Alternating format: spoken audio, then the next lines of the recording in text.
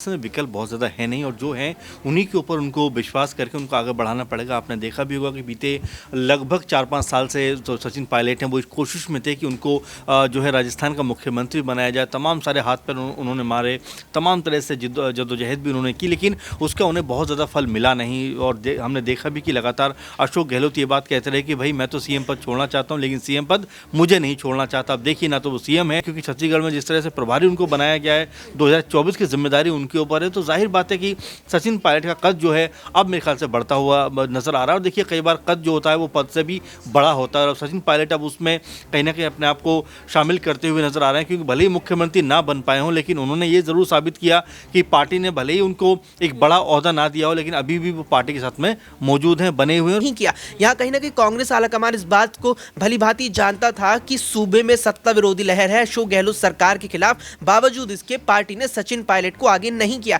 जो कहीं ना कहीं सकती थी। देखिए जीत हासिल मैं कहता हूँ ना भी करती, लेकिन जो ये आंकड़ा निकल के सामने आया, मेरे ख्याल में क्या कहते हैं 69 सीटें मुझे लगता है कि जीती है कांग्रेस ने, 199 वैसे 115 पर भारतीय जनता पार्टी ने जीत दर्ज की, तो ये आंकड़ा इसके इतर भी हो सकता था। 69 जब यहाँ कांग्रेस ने जीती, शायद यहाँ कांग्रेस 115 जीता है, 115 ना जीतती तो बहुमत के करीब आ सकती थी, तो यहाँ पर जो स्थिति है पलट सकती थी। ऐसे में अगर कांग्रेस अब जाके और नजरअंदाज सचिन पायलट को करती है तो सचिन पायलट कांग्रेस के लिए और भी ज्यादा मुसीबत केवल राजस्थान में ही नहीं और भी मुझे लगता है स्तर पर। पायलट भी भरे मंचों से दावा कर रहे थे कि इस बार वो इतिहास बदल करके रख देंगे, हर 5 वर्षों में जो सत्ता बदलती है वो इस बार नहीं बदलने वाली है। तो इस तरीके की बातें उनके द्वारा भी कही गई। तो मुझे लगता है कि बगावत तब कर पाएंगे सचिन पायलट जब उनके पास कुछ होगा पाने के लिए, क्योंकि इस समय अगर देखा जाए तो राजस्थान में फिर से एक बार कांग्रेस पार्टी के लिए चुनौती ये है कि जो 2019 के लोकसभा चुनाव में नतीजे रहे थे भाजपा के पक्ष में, क्या इस बार उस तरीके के नतीजे नहीं रहेंगे,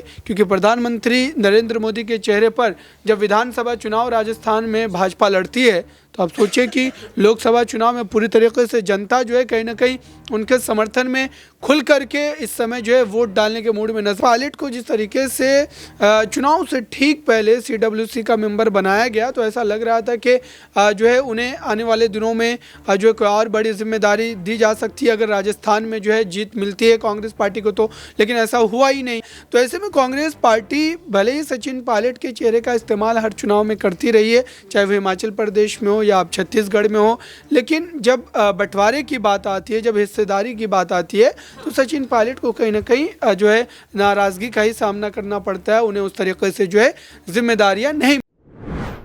नमस्कार, नेक्स्ट 9 न्यूज़ देख रही हैं आप और मैं हूं आपके साथ प्रज्ञा सिंह। स्वागत है आप सभी का मेरे खास प्रोग्राम सियासी पंचनामा में।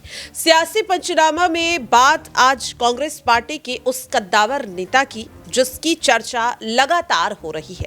भले ही कांग्रेस पार्टी विधानसभा चुनाव में हार का सामना करती हुई नजर आई हो, लेकिन इस इकलौते नेता की चर्चा अब भारतीय जनता पार्टी भी कर रही है और पूरा विपक्ष भी कर रहा है, क्योंकि जिस तरह से राजनीति में लगातार ये नेता अपने कद को बढ़ाता हुआ नजर आ रहा है, चर्चा अपने आप शुरू हो जा रही।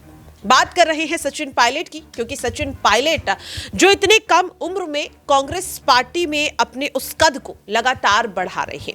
कई ऐसी जिम्मेदारियां जो कांग्रेस पार्टी ने बड़े बड़े दिग्गज नेताओं को नहीं दी, लेकिन सचिन पायलट को वो जिम्मेदारियां मिलती हुई नजर आई।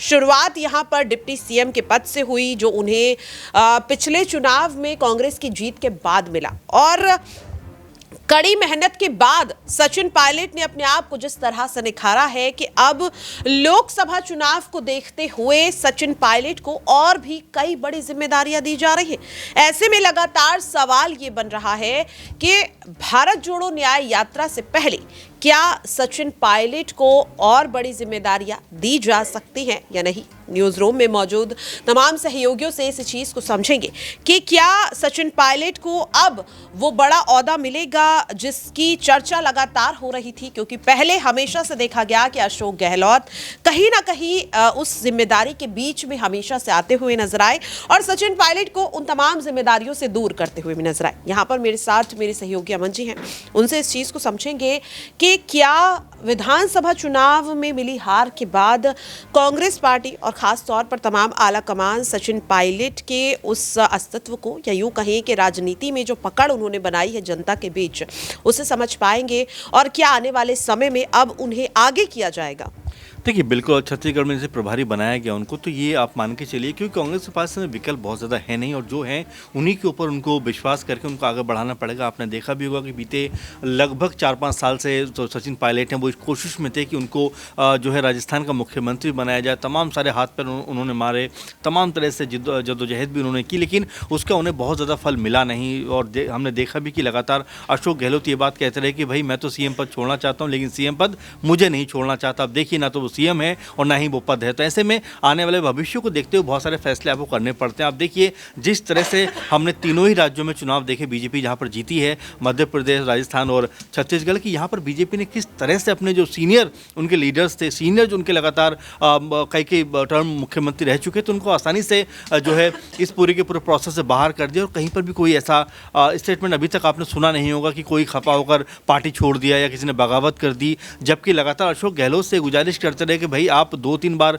मुख्यमंत्री रह चुके हैं, आप हट जाइए, सचिन पायलट को बनने दीजिए। लेकिन उन्होंने एक बार भी आलाकमान की और सचिन पायलट की नहीं सुना। तो ऐसे में कांग्रेस पार्टी का जो कह सकते हैं जो लिहाज एक दूसरे का होना चाहिए वो नज़र नहीं आता। और अब जबकि चुनाव हार गए राजस्थान को, उसके बाद सचिन पायलट की अहमियत ज़्यादा लगता है बढ़ती हुई नज़र आ रही है, क्योंकि छत्तीसगढ़ में जिस तरह से प्रभारी उनको बनाया गया है, 2024 की जिम्मेदारी उनके ऊपर है। तो जाहिर बात है कि सचिन पायलट का कद जो है अब मेरे ख्याल से बढ़ता हुआ नज़र आ रहा है। और देखिए, कई बार कद जो होता है वो पद से भी बड़ा होता है, और सचिन पायलट अब उसमें कहीं ना कहीं अपने आप को शामिल करते हुए नजर आ रहे हैं। क्योंकि भले ही मुख्यमंत्री ना बन पाए हों, लेकिन उन्होंने ये जरूर साबित किया कि पार्टी ने भले ही उनको एक बड़ा ओहदा ना दिया हो, लेकिन अभी भी वो पार्टी के साथ में मौजूद हैं, बने हुए हैं और पार्टी के लिए काम कर रहे हैं। वाकई में।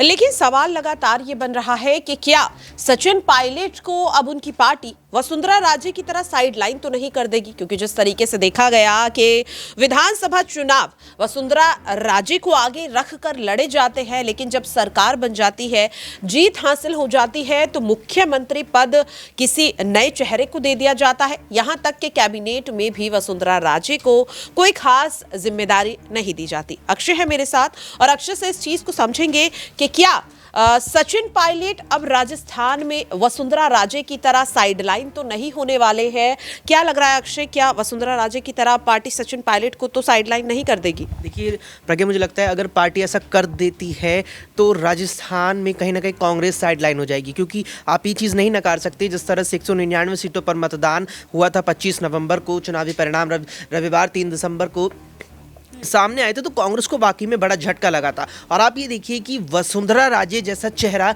भारतीय जनता पार्टी में है, राजस्थान की सबसे बड़ी नेताओं में से एक है वसुंधरा राजे।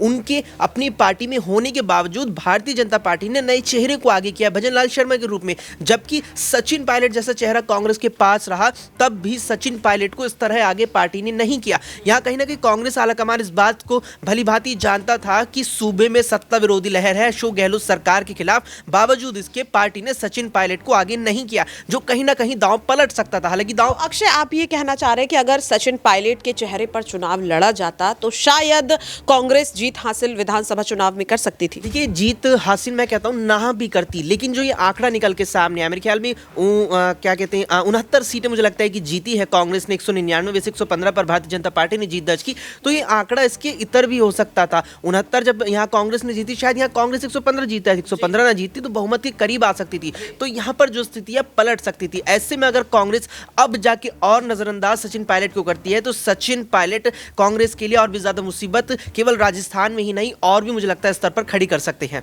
वाकई में। तो क्या सचिन पायलट, अगर उन्हें जिम्मेदारी नहीं मिलती तो क्या वो कोई बड़ी बगावत कर सकते थे? ये सवाल लगातार बनता हुआ नजर भी आ रहा है। यहाँ पर देखिए मेरे साथ अबरार है और अबरार से इस चीज़ को समझेंगे। अबरार, जैसा कि अभी अक्षय ने कहा कि अगर सचिन पायलट को जल्द कोई बड़ी जिम्मेदारी नहीं दी गई तो क्या वो पार्टी के साथ बगावत कर सकते हैं? जैसा कि पिछली बार देखा भी था, डिप्टी सीएम पद छोड़ते हुए अपने विधायकों को अचानक से लेकर सचिन पायलट गायब हो गए थे। तो क्या ऐसा एक बार फिर से देखा जा सकता है सचिन पायलट को लेकर, अगर उन्हें अब आने वाले समय में लोकसभा चुनाव को लेकर कोई जिम्मेदारी नहीं दी जाती? देखिए, सचिन पायलट राजस्थान में बगावत की स्थिति में तब आते हैं जब कांग्रेस पार्टी की सरकार वहां पर बन रही होती। चूँकि अब कांग्रेस पार्टी हार चुकी है और फिर से एक बार जिम्मेदारियां जो है वो दोनों नेताओं पर जो है तय की जाएंगी, क्योंकि अशोक गहलोत ने पूरी तरीके से नेतृत्व को संभाल रखा था। जो है भरतपुर संभाग के उन तमाम 19 सीटों पर वो दौरा कर रहे थे लगातार, और उन सीटों को जीतने के लिए तमाम जतन उनके द्वारा किए गए। सचिन पायलट भी भरे मंचों से दावा कर रहे थे कि इस बार वो इतिहास बदल करके रख देंगे। हर 5 वर्षों में जो सत्ता बदलती है वो इस बार नहीं बदलने वाली है। तो इस तरीके की बातें उनके द्वारा भी कही गई। तो मुझे लगता है कि बगावत तब कर पाएंगे सचिन पायलट जब उनके पास कुछ होगा पाने के लिए, क्योंकि इस समय अगर देखा जाए तो राजस्थान में फिर से एक बार कांग्रेस पार्टी के लिए चुनौती ये है कि जो 2019 के लोकसभा चुनाव में नतीजे रहे थे भाजपा के पक्ष में, क्या इस बार उस तरीके के नतीजे नहीं रहेंगे? क्योंकि प्रधानमंत्री नरेंद्र मोदी के चेहरे पर जब विधानसभा चुनाव राजस्थान में भाजपा लड़ती है, तो आप सोचिए कि लोकसभा चुनाव में पूरी तरीके से जनता जो है कहीं ना कहीं उनके समर्थन में खुल करके इस समय जो है वोट डालने के मूड में नजर आ रही है। और ख़ास करके जो सचिन पायलट जिस वर्ग से आते हैं उस पर भी कांग्रेस पार्टी की नज़र है। लेकिन ऐसा नहीं है कि भारतीय जनता पार्टी में जो है गुर्जर समाज का कोई लीडर नहीं है। भारतीय जनता पार्टी के पास भी लीडर मौजूद है, और ऐसे में कांग्रेस पार्टी को इस पूरे मामले पर जो है उन तमाम वोटर्स को अपनी तरफ जो है बुलाना या फिर कन्विंस कर पाना, ये एक बड़ी चुनौती रहेगी। सचिन पायलट को जिस तरीके से चुनाव से ठीक पहले CWC का मेंबर बनाया गया, तो ऐसा लग रहा था कि जो है उन्हें आने वाले दिनों में जो है कोई और बड़ी जिम्मेदारी दी जा सकती है अगर राजस्थान में जो है जीत मिलती है कांग्रेस पार्टी को तो। लेकिन ऐसा हुआ ही नहीं। अब आप देखिए कि छत्तीसगढ़ का उन्हें प्रभारी बना दिया गया है।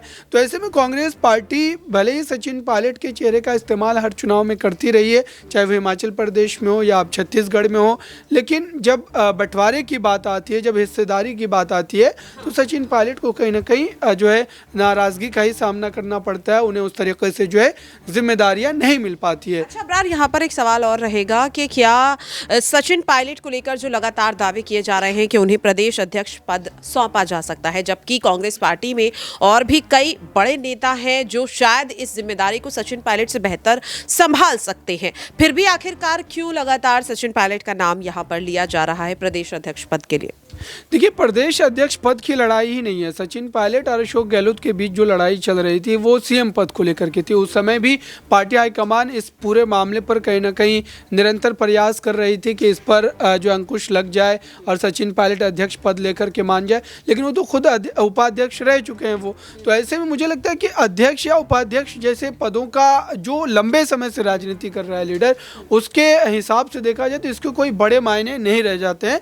ऐसा पद जिसमें आपके पास रसूख हो, आप जो है पार्टी पर पूरी तरीके से या फिर पूरे प्रदेश को संचालित कर सके, इस तरीके के पदों को वो चाहते हैं। और सचिन पायलट ये चाहते हैं कि मुख्यमंत्री वो बनाए जाते उस समय। अभी तो हार ही गई है कांग्रेस पार्टी, तो मुझे लगता है कि अध्यक्ष अगर उन्हें बना भी दिया जाता है राजस्थान में पार्टी का, तब भी वो संतुष्ट नहीं होंगे, क्योंकि इस तरीके के प्रयास पहले भी हो चुके हैं।